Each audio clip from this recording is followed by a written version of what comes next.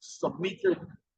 I'm not sure Lagos State has yet submitted its own VLR report as it is onto the portal, because if you look at the portal, the voluntary local review, people are meant to submit it. So the reports are not meant to be a secret. The reports are meant to be things. So if you go in there, you see different countries that have submitted the report. So if you're an SDG enthusiast, if you're a researcher, an advisor, a consultant around SDG, you should look at what the VLR reports are, and indeed you should take advantage of just learning what these things are about as it is. So once again, Mr. Olukotu will be here. He'll be talking about the bits that Lagos State has done. There's also this brilliant report. It's the report for last year. So globally, so it's good that you go online and try to see if you can. The one for this year is not yet out. This is the progress that is being made, consolidated around the world. It's a brilliant report, and you can take advantage of the report if you get the chance to look at it. These are publicly available documentation. So these are not things that they're not secrets. You can go online and you can see where the world is relative to SDGs. Right. So as I said, I used to know, I still know them actually. So because I've written, I think I've written about everything that is here as part of one thing or the other, either as a research paper or something. All right. So I've been a researcher around this for the last 3 straight years. And if we go on YouTube, I'm sure my colleagues, Esther, can share. We did 2 SDG Champions course last year. I think we did one at the beginning of the year. I believe we did another one towards the end of the year. So I'm sure the links for those champions courses, they can share those links in the chat room. And I like this. I've got in some of our papers, I've been able to give different perspectives. Let me not use the word criticize. Let me say I've been able to give different perspectives to these things. I don't think poverty should be number one. I think these things sometimes they've been written by Europeans and people in the West, and they were thinking about poor countries, but they themselves are not necessarily among those poor countries. Because my submission is that number 16, under number 16 is the concept of under number 16 is the concept of concept of governance. And I say to people, I say governance is the root of all evil. Did you hear what I said? Governance, we can help me put that in the chat room. Governance, the lack of governance is the root of all evil. If you have poor governance, number 16, you're going to have a problem with number 1 all the way to number 15. I promise you. Maybe you can disagree. I like to hear your thoughts and opinion in the chat room. You know, this is not just about me. This is about everybody. So please, you can share your thoughts. You can share your opinion in the chat room, everybody. But for me, I think if you're looking at the first thing that needs to be tackled, especially in Africa, in African countries, it's number 16. Once you have a problem with justice and having very strong public institutions, then you're going to have a problem with number 1, number 2, number 3, and all the way. So for me, I think the first thing African countries and states and nations need to deal with is number 16. If you don't deal with number 16, number 1, number 2, number 3, number 4, these things are going to be like a pipe dream of some sort. But as I said, I can tell you many things here. I can even tell you that something like poverty is not something we should worry about, because the interpretation of poverty is in number 2, number 3, number 4, and number 5. We really shouldn't worry ourselves too much about number 1, because if you fix 2, 3, 4, and 5, and 6, then you automatically fix number 1. The reason why number 1 exists is because there's a problem with number 2 all the way to maybe number 9. That's the core reason why you have number 1. So there's no real intervention around number 1. There's no real intervention in number 1. The real intervention with number 1 is inside of 2, 3, 4, 5, 6, 7, 8, and maybe even 9 as it is. I can talk about this all day. I can pick each of them and tell you something that is probably missing from how these things have been documented and how they've been conceptualized. And I think that's the key thing. Our country, Nigeria, needs to sit down and write its own version of this I think each state in the country needs to write their own version. I think Ghana as a country needs to write its own version, because they, you know what, when it comes to these things, we have to do what is called adopt it and adapt. And that's very important as it is. So I won't worry. I can talk about this all day. So I'll quickly go through this. There's also the 2030 agenda. So you can go look it up. It's available online. And this is a big deal. This is a big conversation you might also want to take into keen consideration, especially if you're somebody that this is your line of work and that you practice this. Once again, these are 5 things that in the 2030 agenda that they've talked about: the people, the planet, our prosperity, peace, and partnership. These are all key things that we need to take into keen consideration, and that this is what the whole of SDG is about: trying to address people, perspective, the planet, prosperity of everybody, peace, and how we partner for the collective good of all of us in here. I like this African version, though it was done around 2015. It was released and published. The initial draft was around 2013.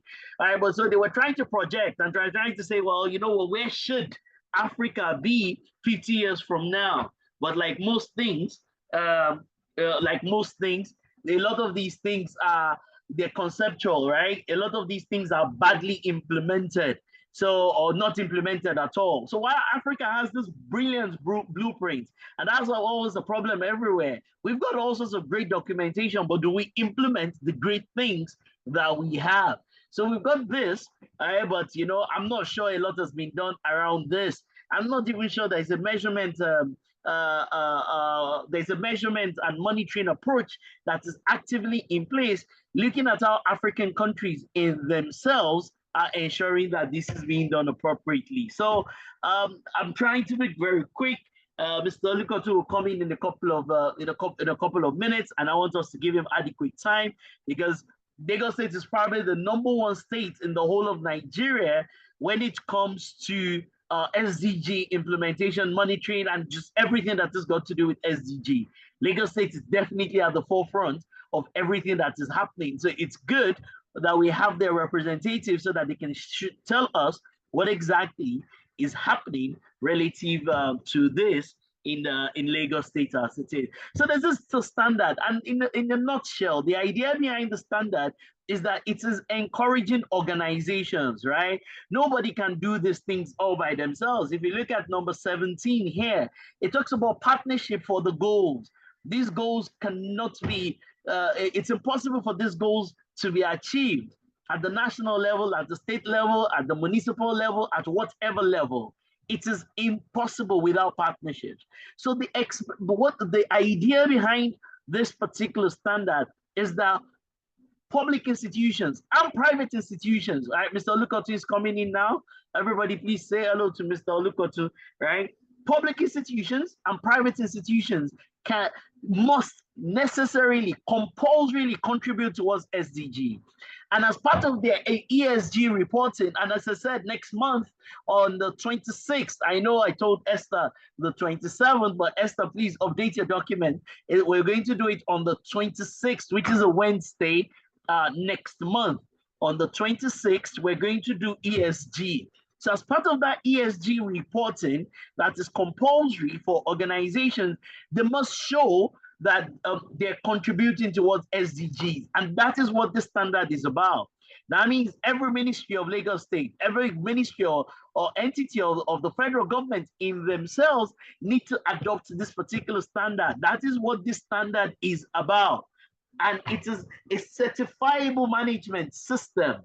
It's a certifiable management system that demonstrates that you as an organization, you're consistently contributing towards SDG. That every organization, it doesn't matter what industry you're in, insurance, banking, telecommunications, oil and gas, you must show that you are contributing clearly towards SDG. And these are the training courses that any and everybody that says that I am an SDG practitioner, they need to go through this course. It's not a nice to have, it's a must have as it is. Everybody that says that I do SDG, they need to go through this kind of course. It doesn't matter whether you work for the state or the federal government or you're an individual or a trainer, whatever role you play, you must demonstrate that you're trained in terms of SDGs and you understand what it takes to contribute towards the SDGs as it is. And this is brand new. The final version of the standard is not even out, but they've been conceptualizing it for quite a bit to say that it's important. And this standard is in collaboration between ISO standard as an organization and the UNDP. So this has been, this is new. If you go online, you won't even see it. The guidance document is available and I'll get to it in a couple of minutes, but this standard in itself has not been fully released to the public. But if you belong to the community like myself, you will get the opportunity to have a peep and an insight into what the standard is and things like that. Once again, I'm short for time. I think, right, every state government and every federal government, right, there's no manifesto. And I think I have got things online on YouTube and in all sorts of places. I think I was teaching a course in our polytechnic called public administration, and I was saying in there that there's no manifesto that any government is trying to give. Every manifesto is tied to these things. Every ministry, every MDA is tied to this. And that's why when we did our champions course, you will see where we've taken the MDAs of the federal government in Nigeria and also of the government in Ghana, and we've aligned which ministries and parastatals and departments and agencies are aligned to each of these goals. So when it comes to poverty, which agencies, the MDAs of the government own that responsibility. This is the job of every state. There's no manifesto, any government coming in. Everything the government is promising you must be aligned to the SDGs, everything. And that's why I showed this Lagos State bit. And I said that Lagos State is probably one of the ones that have said that everything we're trying to do in Lagos State is completely aligned to SDGs. This is what we're meant to have at the federal level. This is what we're meant to have in Ghana. This is what we're meant to have in Cameroon. This is what we're meant to have globally as it is, right? So I'll move on very quickly to this, my beautiful standard. So the budget of the federation needs to show, the budget of the country needs to show that you're contributing to SDG. How are you helping with regards to education?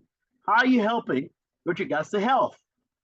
How are you helping with regards to the provision of food for the everyday person? Those are the key things. There's nothing that the government, the public sector is doing if it's not being completely aligned to SDGs. And there's meant to be performance for a lot of these things in here. So this is a management system, and everybody that is here, you need to definitely get on board with this particular management system. Organizations are encouraged globally to get certified to this. It's a certifiable management system. It's not just a guideline. It's not just a set of recommendations. It's got clear requirements. So if an organization says that I am contributing towards, or a country or a state or whatever entity that I'm contributing towards SDG, they can be audited by an independent entity like ourselves to be certain that they're actually doing that. One of the key things I want everybody to take away is the definition of of sustainable development. So of course, some people on the call, you're practitioners in this particular field. Some others are not necessarily practitioners. You're new to this, but it's a beautiful definition that you and I are thinking about today. We're thinking about the needs of today, but we're not compromising or mortgaging the future. So we don't want to run the government or run our organizations or run institutions in such a way that the future is destroyed, but today is fine. You know, people will say, oh, when we get to that bridge, we'll cross it. That's not what sustainable development is. It's the direct opposite. You need to start to think about that bridge right now and not say to yourself that when I get there, that I will cross it, right? Once again, there's so many things that are in here that I can start to talk about when it comes to SDGs. But I'm more interested in hearing, and I want all of us to hear from Mr. Lukoton. I will say some of these things again next week when I'm talking about not next week, sorry, next month on the 26th when we're doing the new ISO standard for ESG. I will speak about some of these things as it is. But everybody, look at these three pillars of sustainable development: the social, the economic, and the environmental. The social, the economic, and the environmental. So you see things like, also just thinking about the planet in itself. So in a training class, right? I mean, my colleague Esther, I mean, there were many things that we had prepared for this because we have a couple of training classes that organizations have shown interest in. So we're going to be running some of these training classes. And once again, these are the kinds of things we'll talk about in there. I'm hoping that one day I will be seated in this room somewhere, everybody. So if you're like me and you're also saying that one day you'll be seated in this United Nations room, say amen in the chat room. That you'll be seated in this room and you and I will be deliberating. I will be telling them that, see, let's tell you how SDG is going to work for Africa. Let's tell you how it's going to work for Ghana. Let's tell you how it's going to work for Cameroon. Let's even reorder the priorities based on what is important to us in Africa. As it is. So because there's this high-level political forum on sustainable development, and that's where everything happens. So someday you and I will be invitees or will be participants in here, not only because we want to go to enjoy Switzerland or wherever it might be taking place, but it is also because we have significant contribution to the things that they'll be doing in there. So I won't worry you too much about it. I'll move on very quickly. Measurements are key. Measurements are very important. You can't say you're practicing SDG and you don't have adequate dashboards and adequate measurements. So you're meant to have this. You're meant to have this at the national level. You're meant to have this at the state level. Right? I mean, every state in Nigeria and every part of Ghana should also have something that looks like this. Every region in Ghana should have something that looks like this. So when we talk about Kumasi, we talk about Accra, we talk about different places, and they're able to say, relative to these goals, these are the things that are happening in each of those regions, in Nigeria, in each of those states. We're meant to have a dashboard, a national dashboard, current dashboard, fed with actual data, like real life data that is auditable relative to this, right? I mean, because at the center of this whole thing, it's not just about the communique. It's not just about having a seminar. It's just about not just about the webinar or people seated in the room. It's actionable steps. So when we bring up the concept of smart or smarter, specific, measurable, achievable, timely, realistic things that are being done everywhere. And this is meant to be across the whole country. Whatever breakdown, whether the country is broken down by municipals or by regions or by states, this is meant to be active measurement because some portions of the country will not be doing very well in some of these areas. And that is why we talk about these things. And once again, if we talk about 53001, which is the standard that we're pretty much begging and sensitizing and telling organizations, because organizations must align their operations to the SDGs. How is your own organization, your company? So for you that you're on the call, that you're the representative of an oil and gas company, you that you're on the call, that you're the representative of a manufacturing company, how is your organization contributing towards SDGs? This is clear. The frameworks, their metrics for us to be able to determine if indeed you're contributing towards SDGs by your own in your own organization.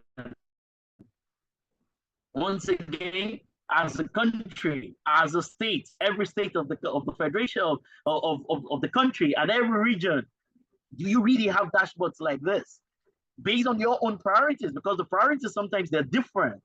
Who's measuring this?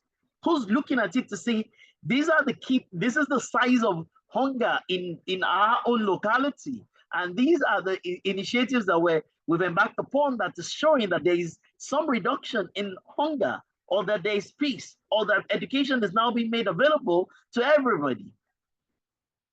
These are big things, everyone. These are big things that you and I need to take into consideration as it is. So we can talk about this all day. We'll share the slides with you. We have a foundation course that you will take. The course is directly aligned to this, but I can go very quickly to one or two things before I bring this to a beautiful close, so that I can allow Mr. Oluko to drive the remaining portion of this and to hear from him what his perspectives are. So the features of this particular standard, they're clear features, but the key thing is that it's meant to be all hands on deck. That means the country, every bank should have somebody that is trained on this particular standard. That means every government institution, every public institution should have people that are trained on this particular standard. Not just trained, but also certified to the standard. This is an ISO standard. This is not my imagination. So this is really what all of us are meant to be thinking about. And these are the kinds of plans we're meant to be making going forward relative to this. Please take this away. I love this concept of leave no one behind. Today is not the day we're going to talk about the workability of the concept of leave no one behind, but it's a brilliant concept. But a lot of concepts are brilliant, but will they work? And what exactly are the actions that are being taken at the national level, at the federal level, at the country level, at the state level, to ensure that each of those entities will not leave anyone behind? The concept of leave no one behind. How do we do this? I mean, because what leave no one behind, and I think I've got, I mean, what this says is that everybody, we really need to ensure that we're taking off discrimination at all levels, because, you know, gender is a big deal. Social and legal inequalities. I think in one of our papers when we were doing Goal 5, that was one of the key things that we were talking about, right? So when we were really having the conversation around inequalities, especially when it comes to gender, we were looking at many dimensions of that particular area of work, that particular goal. Because sometimes we think that there is a limited view of it. I also think that if I go back to one of the papers that we've written, I also think that, let me see, one of those papers that we have on academia, everybody, one of those papers that we have on academia, I think, let me see.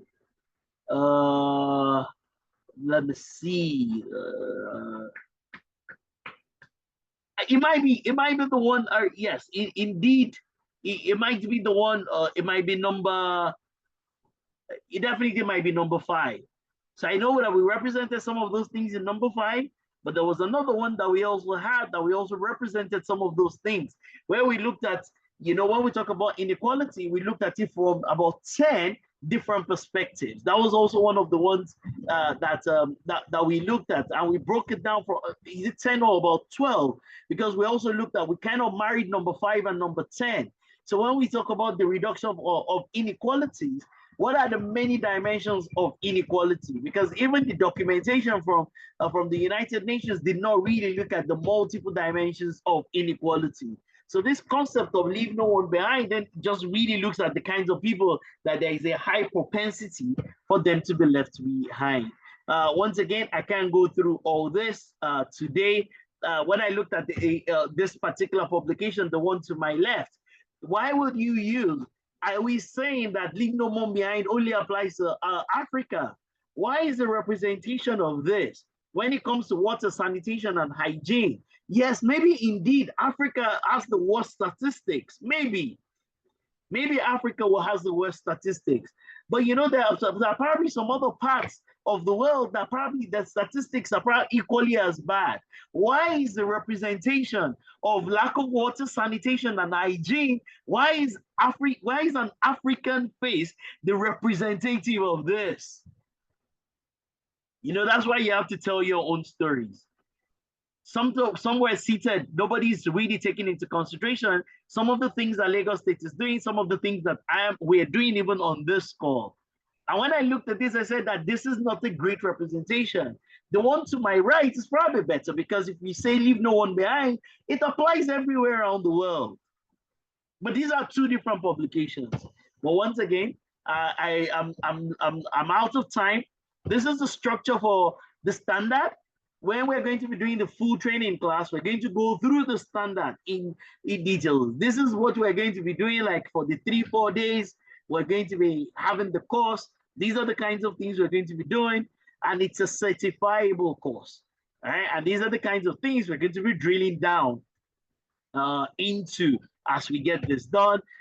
There's the guidance document. The guidance document is a brilliant document. It's available online. It gives some guidance in terms of how to actually achieve the requirements document in itself. And then we have summarized the guidance document onto a page. So in the training class, we end up going through 53001 and 53002. And that's why it's an extensive training class, because we also have to take the thoughts and the opinion of everybody into keen consideration as it is. UNESCO is also doing a lot, because UNESCO is saying that, you know what, if SDG is going to really be achieved, education has to be at the center of it. And not just education in terms of ensuring that everybody gets adequately educated, but also educating everybody with regards to what these SDGs are, just like we're doing right now as we speak. So, ladies and gentlemen, I mean, I don't want to spend a lot of my time. I don't want to spend all the time, sorry, doing this. There's also they're also proposing that there should be an additional goal called Goal 18.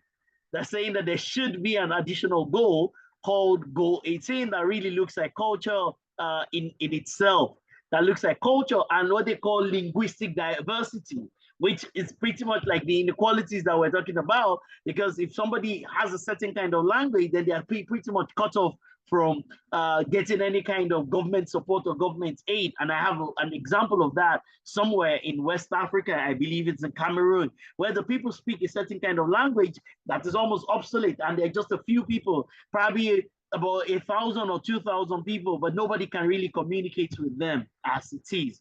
So once again, thank you very much for your time. I'll come back and I'll round up the session, but let me bring in our dear representative from Lagos State, who has been doing a lot of work. He's been sent to us by the big boss there. Please help us say a big thank you to her.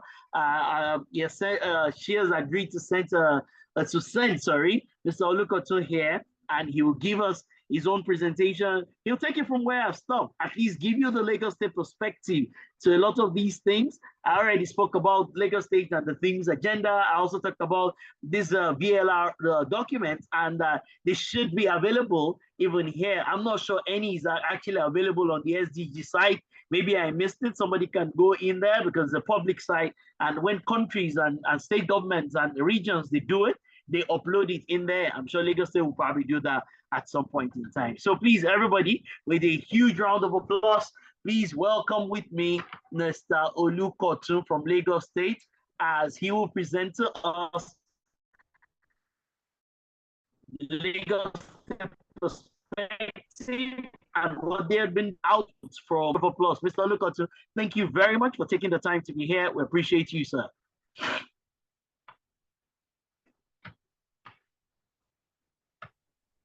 Yes, thank you very much, Mr. Solomon, right?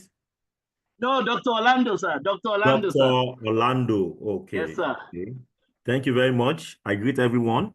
I'm very happy to be here.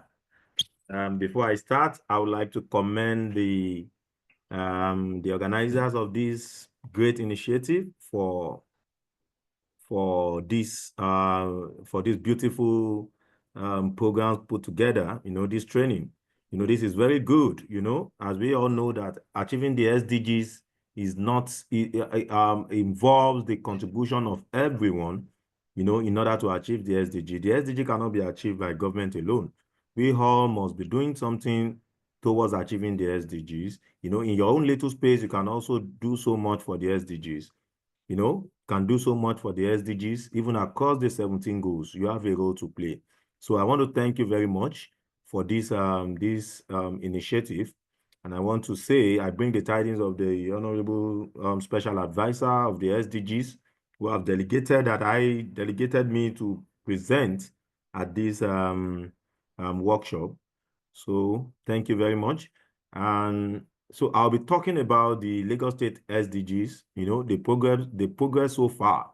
We are happy to speak about the target, and when we talk about the target, we should look at how far is Lagos State from the target. How far have we been able to to move close to achieving the SDGs, and that can only be determined by the target and indicators.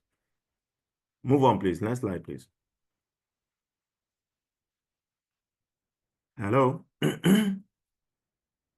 Okay, so when we look at this, you see, when we look at the SDGs, there are so many questions that people, that is bothering the people. You wonder where did the SDG come from? What transformation did they call for? Why not focus on our own regional development plan? Why not just Agenda 2063? SDG has too many goals and not visible. How much they cost and how they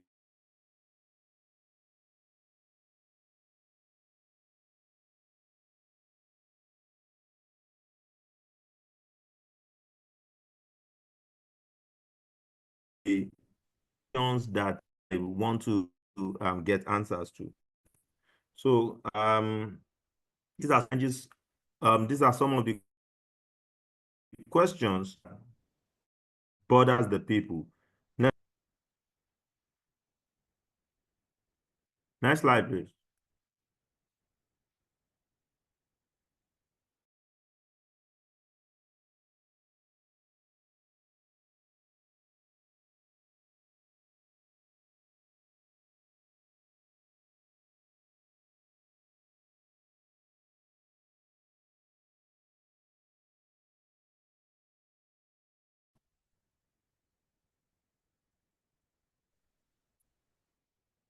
Hello. Hello. Mr. Lukato, we can hear you. It's on the Okay. introduction page. Do you want them to move it further? Okay. Yes. So if you look at the introduction, these are just little. I know maybe we have had this before. This is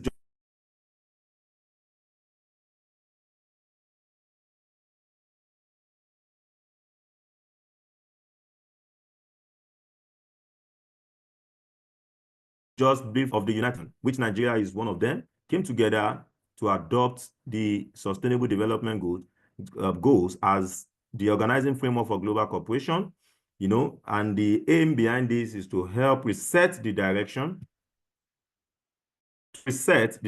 of the world economy from a widening inequalities, just like you said earlier. When we say leave no one behind, they want to reset the economy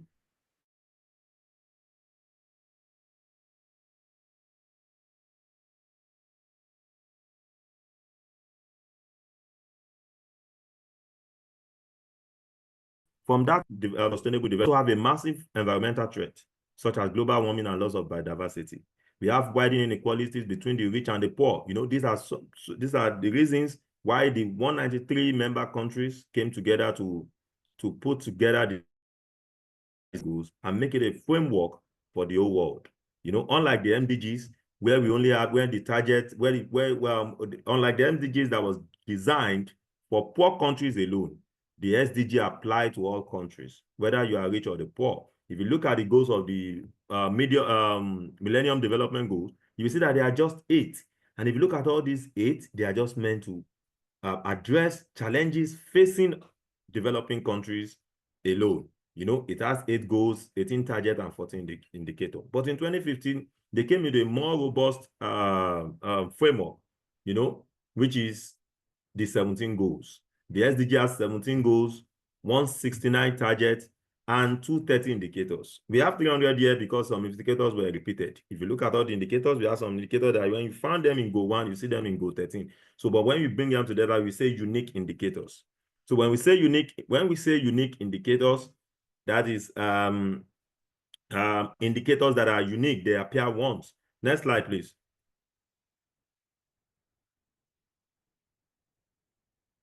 You know, what transformation do they call for in all parts of the world? They call for economic prosperity, social justice, and environmental sustainability with the pledge to leave no one behind. With the pledge to leave no one behind. And it is based on 5 principles, which is people, prosperity, planet, peace, and partnership. Those are the 5 P's. When you look at Goal 1, when you look at Goal 1, 2, 3, 4, 5, 6, they address social problems. They address social problems. You know, zero hunger, good health, education, these are social problems. You know, these are problems that affect the entire society. So when we look at prosperity, we look at energy, we look at good job for people, we look at industry and innovation, we look at reduced inequality. So when you look at, when you also look at the entire goals, you will see that they are interrelated. If you look at reducing inequality under economy, it's also applicable under the people. You know, so these goals are also interconnected and related. Next slide, please. So I want us to think like a policymaker or a policy analyst. You are looking at your state. Let us look at Lagos State, or where we are, you know, from whatever angle we are looking at, whether at the federal, state, or local government, or as individual. You know, you look at you look at your own case, you know, your scenario. Then you look at it is fair to say that your state needs to undertake 6 transformation.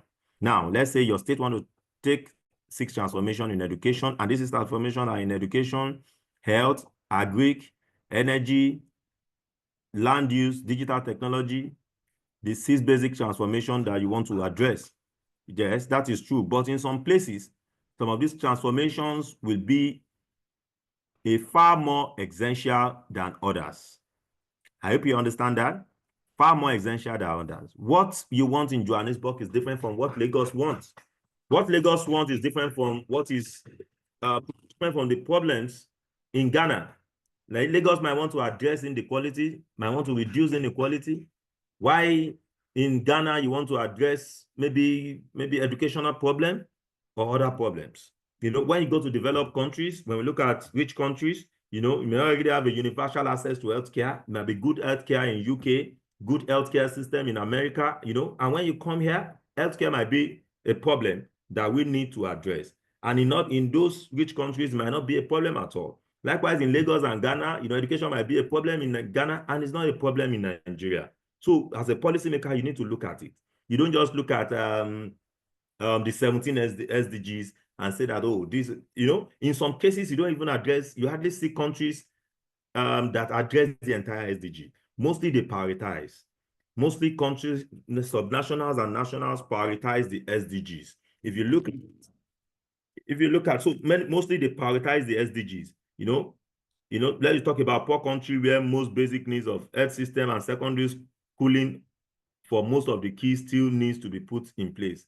You know, a coastal economy that has the benefit of ocean-based trade, but the risk of rising sea levels. So you see that the problem can be different region by region, state by state, national by nations, and, you know, as much as that. So take it up, please. Next slide, please.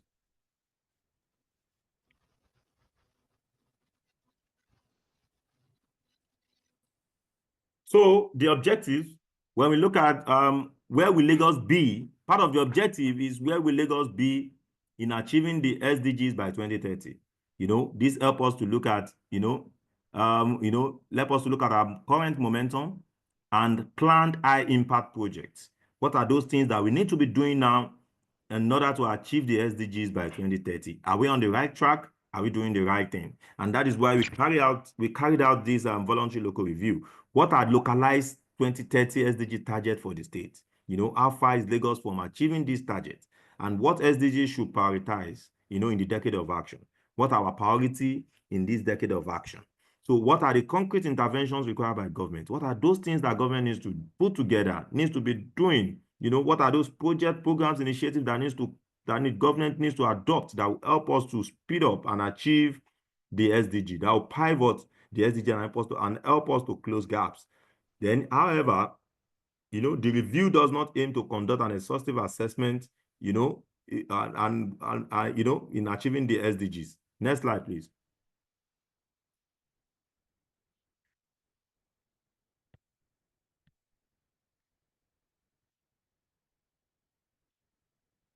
So the SDG voluntary local review that was conducted by the Office of Sustainable Development Goals is a six different documents. You know, it has 6 work streams. The first one is data compendium.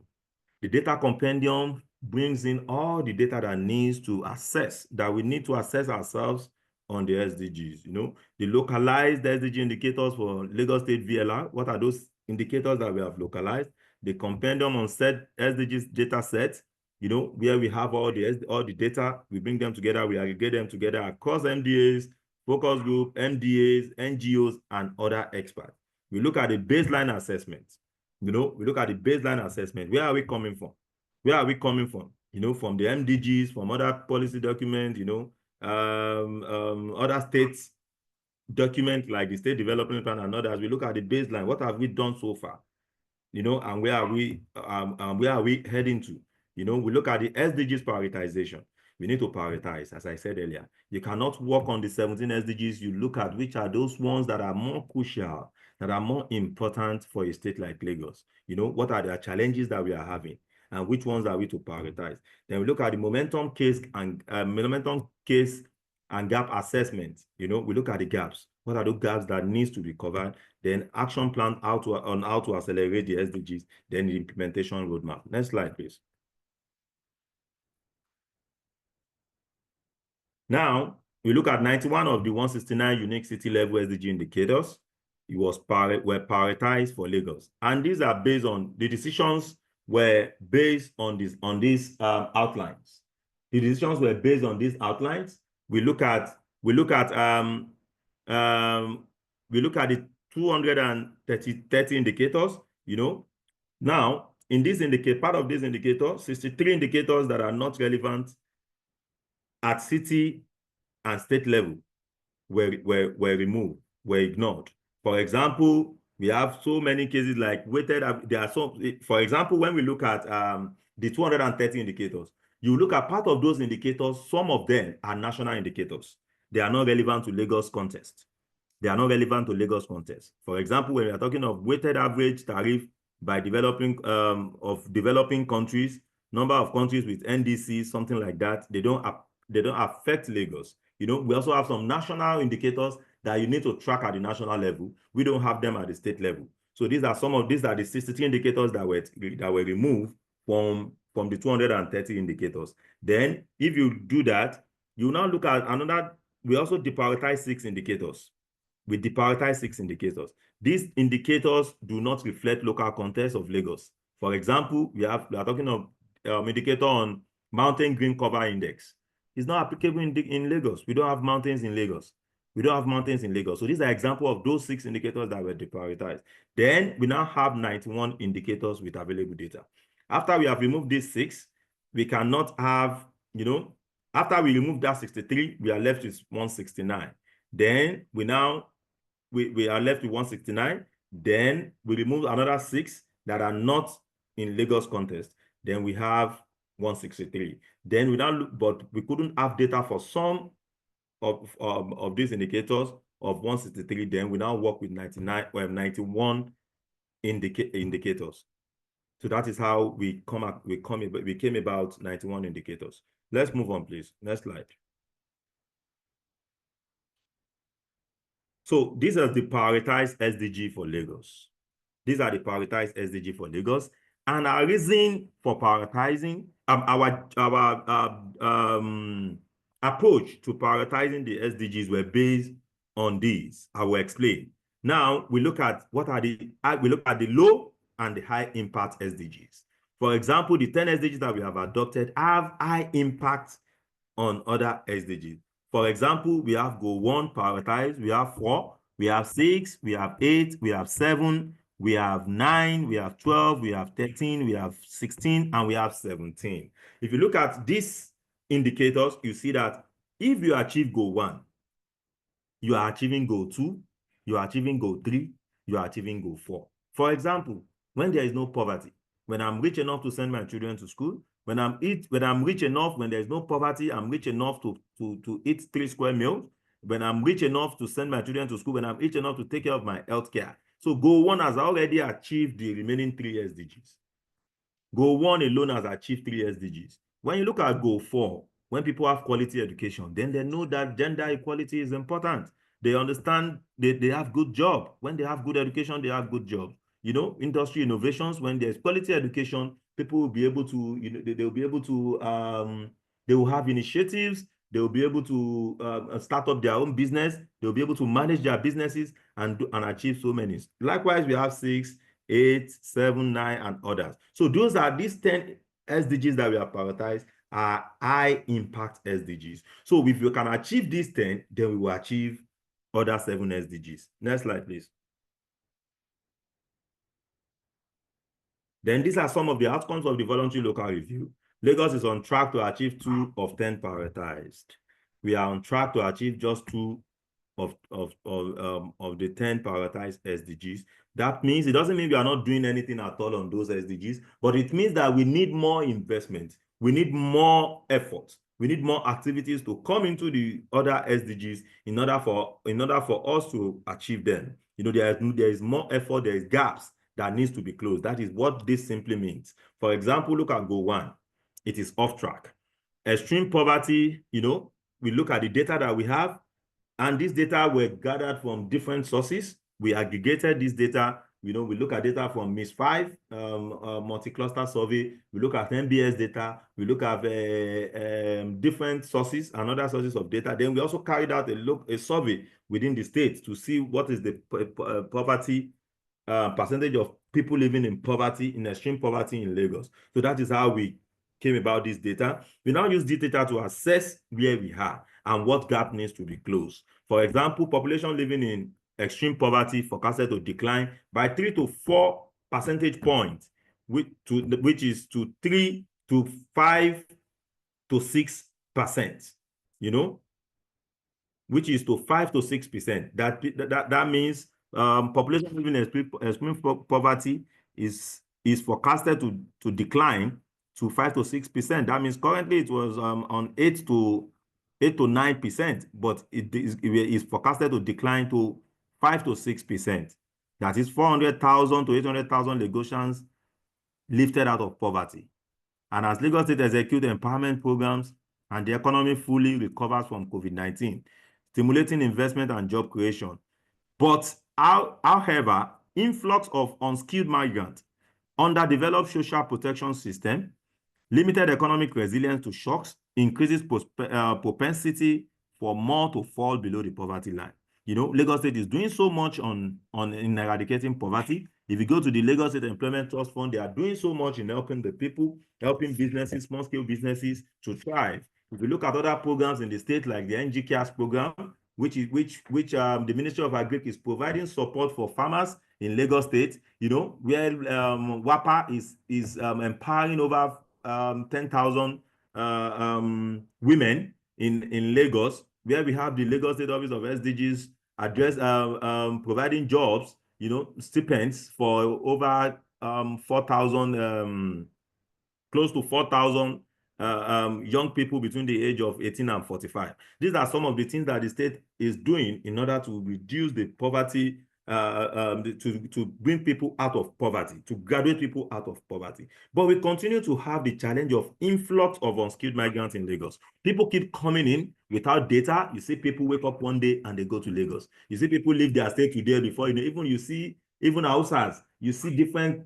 tribes, you know, different tribes from other countries, other states, you know, they keep coming to Lagos. And when they get to Lagos, they just come here without any, you know, no data, nothing to plan with. So this is really affecting Lagos. It's affecting the growth of Lagos. It's affecting the Lagos social investment and other areas.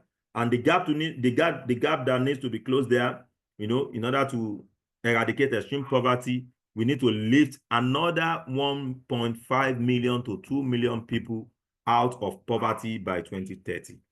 If you look at slum population too, currently the percentage of slum population in Lagos is 60%. That is 20 to 22 million Lagosians are living in slums. Now, this is driven by increased migrants. You know, as I said earlier, when people just come and they just drop at Ajegunle somewhere, they start sleeping under the bridge, sleep anywhere, you know, all these things are affecting the entire status of Lagos State. And this migration of unskilled labor, limited tractions in urban renewal initiative, you know, provision of affordable housings, you know, are things that can really help us. And in order to reduce this population, to reduce the share of slum population, you know, 20%, you know, population to less than 20%, you know, so that we don't have 60% again. We just have 20%, you know, but we need to enable the provision of 3 million adequate housing units. Government must target providing 3 million adequate housing units for 13 to 15 million Lagosians by 2030. So while Lagos State is planning, we use this document to see that how can we use what we have, how can we garner resources, you know, make and provide these and provide 3 million adequate housing for 13 to 15 million Lagosians by 2030. So if you look at Goal 4, we are on track on that. Ministry of Education is really doing well as far as Goal 4 is concerned. The enrollment, Lagos set to maintain 95% enrollment rate. People are really, you know, you hardly see child in Lagos that doesn't go to school. You know, building on historical momentum, 4% per annum growth rate with sustained impact of Project Zero intervention, targeting out of school children. So at least we are on point as far as that is concerned. We are already achieving the target. Next slide, please. So look at proficiency. Part of the indicators that we consider under Goal 4 is proficiency.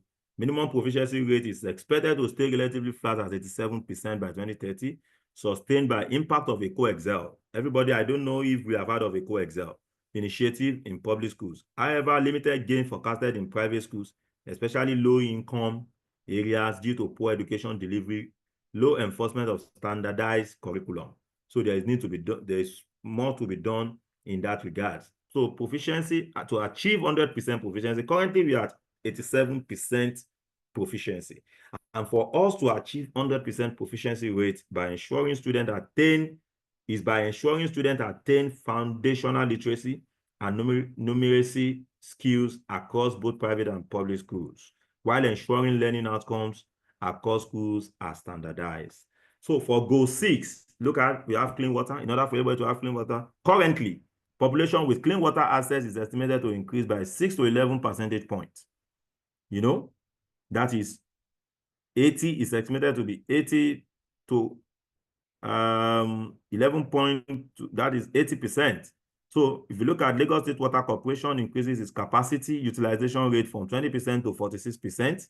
Because of what these people are doing, what Lagos State Water Corporation is doing, we are expected to achieve 80. So they have increased their capacity to 20%, from 20% to 46% supply, and supplies more water, while installing an additional capacity of 70 million gallons per day. The population leverages alternative water sources to meet Lagos State Water Corporation supply shortfall. That is commercial boreholes. Challenges around production, distribution infrastructure, including inadequate enabled structure, metering, and other factors are problems, are challenges to meet the Lagos State Water Corporation capacity. So in order for us to achieve clean water, we need to provide clean water access to estimated 5 percentage point additional to the indicator that we have, to the performance, which help us to meet 80% target. And by enhancing production capacity, you know, improving water corporation capacity, utilization rate, installing additional capacity in areas without coverage. So on sanitation, if you look at the target, enable access to basic sanitation facilities. So we need to look at, we need to enable access to, if you look at the gap that needs to be closed there, we need to enable access to basic sanitation facilities for 20% additional to what we have. Initially, we have 70 to 71, you know, people have access, 70 to 71 people have access to good sanitation. But we need to increase that, by achieving additional 20%, which makes it 90%, which makes us to meet 90% target by increasing the availability of improved, what I mean is flush to pipe sewer facilities and functional sewage disposal plants. Next slide, please. So same on goal 7, electricity access electrification rate estimated to remain relatively flat at 80%, given the necessity of deploying alternative energy solutions like solar and others, off-grid system to underserved communities, as well as high costs associated with extending grid connection to affected communities. So electricity access, in order for us to achieve 100%, Lagos State don't really have much influence on electricity, but at least, for us to achieve that in Lagos State, electrification strategy include formalization of Lagos electricity market so that people can come in like we have now, whereby we have solar companies that helps to lit up your businesses. People now have access to energy. You see people buying solar, buying batteries in their shops in order to power their business. Then we also move to goal 8, we talked about employment. We want to reduce the employment rate from 18% to 19%, so that 4 million jobs are created by 2030, followed by economic recovery, pre-COVID performance across sectors, upstream industrial plants, e.g. Lekki Free Trade Zone and some other businesses that we are looking at. By the time Lekki Free Zone start functioning properly, it is estimated that unemployment rate will decrease by 18% to 19%.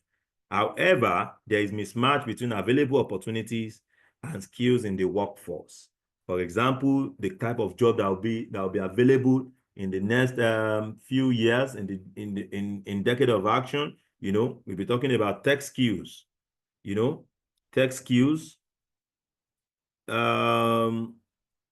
insufficient investment in sectors with high job creation quotient, e.g. food, beverages, and manufacturing. Those are the gaps that needs to be closed. Then unemployment. So for us to reduce unemployment to 10%, by 2030,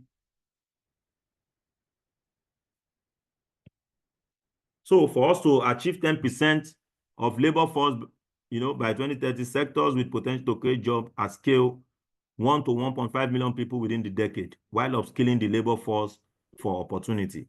Next slide, please.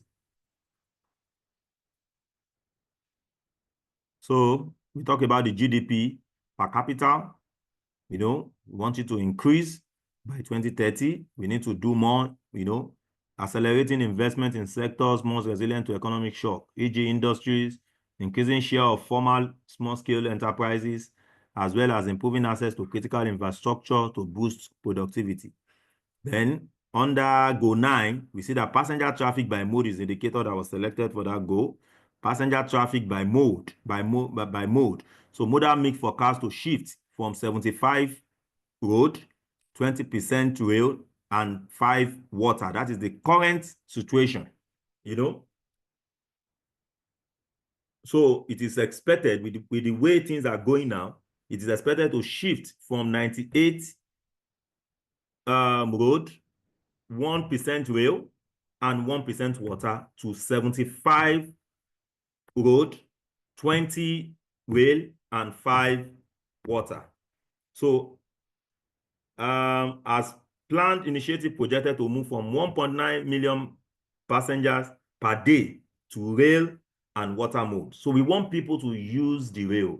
We want people to use water as a means of transportation. So when you look at this, our plan and our target by 2030 is to say that passengers will start, we want to reduce this percentage of 75, 20, and 5, or 98, 1 rail, 1 water, to 60, 30, and 10. That is 60% road, 30% rail, and 10% water. Next slide. So these are other goals. GDP, everybody wants a high GDP. So for municipal waste management, you know, we want to optimize waste management in the state and improve waste collection by 40% so that we can achieve 30, we can achieve 80%. Currently, it is 40. Then greenhouse gas emission, that is goal 13, you know, climate change. We are talking about climate change problems and some other issues like that. So we want to reduce greenhouse emissions, you know, estimated to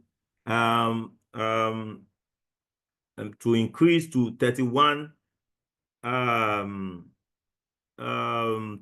to 39 million carbon dioxide, you know, by 2030 versus 26.4 million tons that we have today. So the gap we want to close there is that we want to reduce additional 750,000, that is 13.4 million carbon dioxide per annum to achieve net zero by net zero target of 26.1 by 2030. Next slide, please. So goal 16, satisfaction with public services. You know, Lagosians are the current status is that Lagosians are very unsatisfied with public services. They were unsatisfied with taxes, with last mile on the road, with other sectors, land use charge, getting land permits, construction. So Lagosians are very, very unsatisfied with their public service experience. You know, corruption, bribery, all these are factors that make Lagosians to be unsatisfied. And satisfaction level, however, to potentially improve in years to 2030, giving continuous effort of the Lagos state government to drive civil service transformation, digitalize operations, and engage citizens. So that could be close here is satisfaction with public service to achieve 80% satisfaction rate as regards quality of public service provided to Lagosians. So we want to do more. We know we are not doing well in this. So the Lagos state government wants to do more so that people can be happy with us. Then perception of state safety and security. Although I don't really agree with this because many people know that Lagos is safe, they want to come to Lagos, and the survey is still saying that Lagosians perceiving Lagos as not safe in terms of their ability to walk alone at night. Well, for me, I believe Lagos is the safest state in Nigeria. Here we don't have Boko Haram, you know, the RRS are always working 24/7, but the survey conducted shows that Lagosians are still perceiving Lagos as not safe in terms of ability to walk alone at night. So perception, however, is better to slightly improve in years to 2030 as Lagos State continues to invest to strengthen the capacity of security agencies.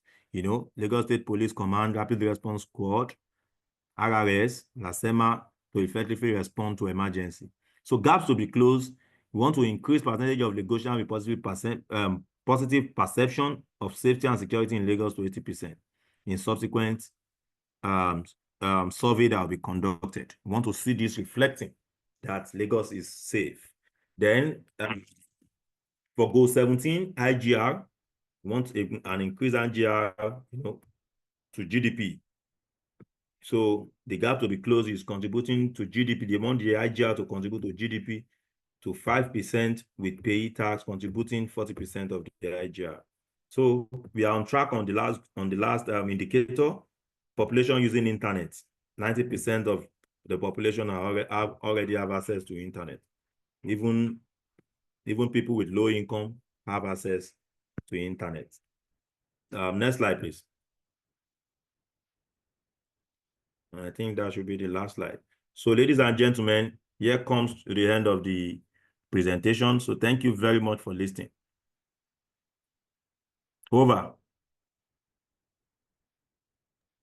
All right, thank you very much. Thank you very much. Everybody, a round of applause. A round of applause. Any questions from him or for him? Sorry. Any question for him? Thank you very much for the insights that you have provided. If we go to the chat room, you can switch on your microphone. Any question for him? I have a question for Mr. Olukotu. Mr. Olukotu, why? I mean, I definitely know that Lagos State is leading. It's not one of the leading. Lagos State is leading when it comes to this entire SDG implementation and adoption. Why do you think other states, I mean, there are not up to 10 states that I think that are very serious around it. What do you think is the cause for that? So that's a question from me, so you can note that down. Any other Sorry, question? Does anybody have a question please, you need to for take that Mr. again, please. Olukotu? Mr. Olukotu, my portion of this was very focused on my portion of this was very focused on the new SDG standard 5301 that all SDG professionals, but share your thoughts. What did you say? Sorry, I didn't Hello, get sir. that, please. Hello, sir. Good afternoon. Good afternoon. Yes, my name is Abdulaziz Adamu, a student of Environmental and Safety Engineering. Thank you very much for the insightful presentation. My question is on the goal 18, that's climate change. He mentioned very well that they haven't yet reached the 2030 target, but then they have been able to, measure 26. I think they have been able to capture around 26 tons of carbon dioxide emissions. So I'd like to find out the industries that they have been targeting with this kind of greenhouse gas measurements. Thank you. Okay. I think, is that the only question? I think it's the only one that was clear. My internet went off when Dr. Orlando was talking. So I don't know if the questions can be repeated, but I got the question from Abdulaziz. I got that clearly. Can I respond to that? Yes, please go ahead, sir. Yes, we can hear you now. Okay. I said concerning the question that was asked by Abdulaziz, I want to say that as Office of SDGs, we coordinate the input towards the attainment of the Sustainable Development Goals in Lagos. So we don't really, we might not be able to get answers to all your questions here because these are just the data that we are able to get from agencies. For example, when it comes to this kind of data, I don't know if you have heard of LASEPA, Lagos State Environmental Protection Agency, the Ministry of Environment, Department of Climate Change, the Office of Climate Change in the Ministry of Economy, Plan and Budget. So those are the people that can put answers to this. But the current statistics that we have, the data that was obtained, both from all the sources that we consulted, is what we have presented to you. Except you want to make further research on those data. On the sources of those data. And when you look at the documents that was shared, we can see the sources of the data there, which can be queried or in which questions can be asked. So that is my submission. Thank you. All right. Thank you very much, sir. I think we have Dr. Orlando back on the call.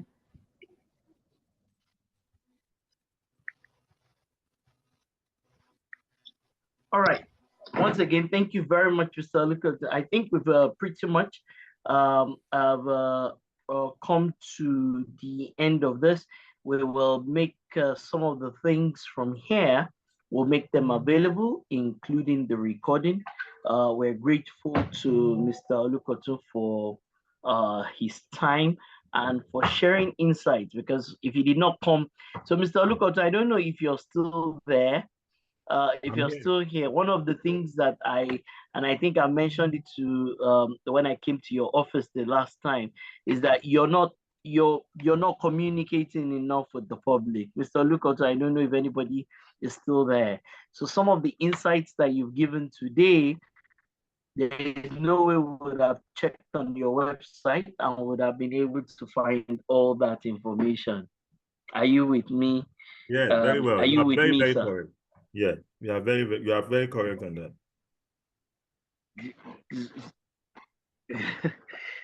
I admit to that. Please, I admit. so please, I mentioned it to them when I came to meet Madam in your office last year. Your website needs to be revamped. You are doing a lot more than you're communicating. Please go ahead and speak, sir. You're doing more than you're communicating. All right. Thank you. I'll take that back to the office, and I know there will definitely be So you might a want to review and there will be improvement. you might want to address that. Exactly. Exactly. Okay, good. The other question that I have for you, sir, is as I said, what do you think is the reason? So I'm using Nigeria for example, and because we have an office in Ghana, we have a lot of people also from Ghana on the call. But I'm using Nigeria as an example, right? Why is it that in some states this is important? About 10 states thereabout, maybe Kaduna, maybe Ogun State, Lagos State, a couple of others.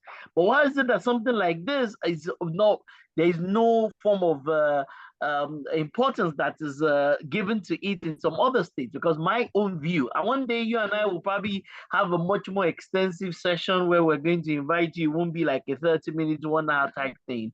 My own opinion is any state government that says that they're doing anything, any and everything that they're doing is got to be aligned to the SDG. What else, like, as the government, if you're not trying to alleviate poverty, ensure that the economy gets better, that the people have greater housing, and that there's infrastructure, and that the people don't go hungry, and that there's education, everything that you're trying to do is aligned to the goals. Why is it that this is important in some states and some other states just take it, put it in the background? Please go ahead, sir. Yes, it depends on, hello, it depends on the commitment. This is commitment, you know. If the state is not committed, they also have their planning, their framework for planning. And when they are not committed to the SDG, you know, one of the things that gave us hedge when it comes to achieving the SDGs is Lagos State is one of the few states in Nigeria that have a cabinet rank cabinet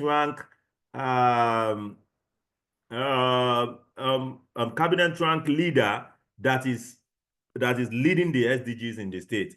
For example, the special advisor is a cabinet rank member in the state. So whenever there is, so he has access to information, he is able to disseminate its needs and it needs to the Executive Council of Lagos State. So it will make it easier because his voice, the voice of the person leading, can be heard by the Executive Council. But in some states, they just have as a unit or as a department under a ministry. And this is one of the things that is not making them to do so much. But because the Excellency, Mr. Babajide Sanwo-Olu is committed. So one of the first things he did when he came on board in 2019 was to establish the Office of Sustainable Development Goals and give it the status of a ministry, you know, appointing a special advisor to lead the cause of SDGs in Lagos. So this is one of the things that might be contributing to our performance at the Office of SDGs.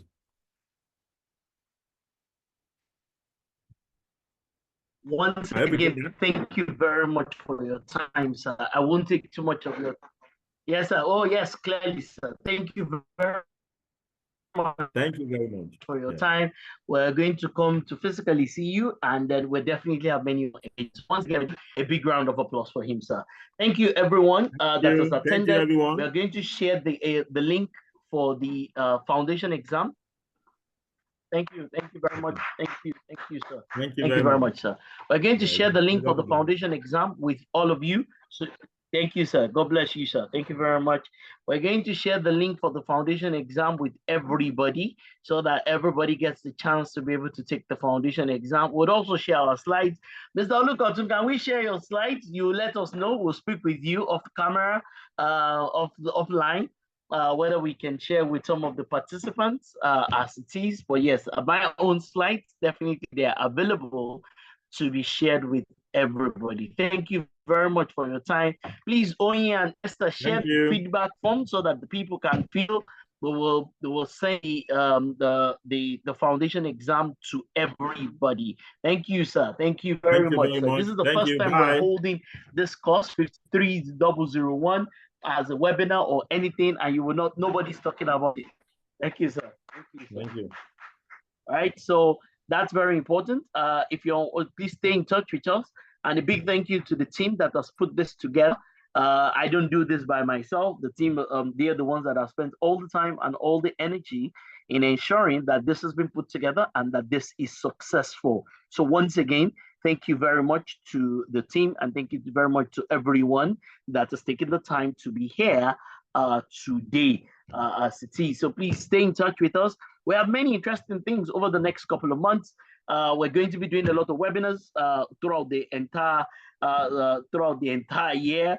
And we also have training classes. So we have training classes for corporate social responsibility, ISO 26000. We also have a webinar for ESG that will be happening next month. So these two things are happening next month, the month of February. So the month of February, we're looking at having corporate social responsibility. We're also going to be doing a webinar on ESG, environment, social, and governance as it is. So once again, we thank you for coming. I hope you have a remaining great time on your day. We'll share the presentation. We're happy to take your thoughts, your comments. We have a community both on WhatsApp and even on LinkedIn, where we share all sorts of things, and on Instagram. So please follow us. Follow us as we get all these things done. Our objective is to ensure that, you know, that education goal, we do it appropriately, we let everybody know about it, and we drive it to the optimum as it is. So once again, a big thank you to all of you for attending, and we look forward to having you on the future sessions that we have as an organization. Thank you very much for your time, everyone. Going over to you. I believe that should be it. So I don't know if there are any comments, please, feedback form. Thank you very much, Mr. Denis. We'll share this with you. We'll share many of the foundation. So yes, they've shared the link for the foundation exam with you. You can just take it and you hopefully you will pass. And also the feedback form, everybody. Please fill the feedback form. We'll share the materials with you as it is. So thank you, and look forward to seeing you in future engagements. Thank you very much, everyone. Thank you. Thank you so much, Dr. Lando. Thank you very much for joining in. We hope to see you in our future engagement. Please, you would receive an email, so be on the lookout. You receive an email that includes the foundation exam. You receive an email that includes registration link for all of our future engagements. Thank you so much for joining in today. Have a wonderful day.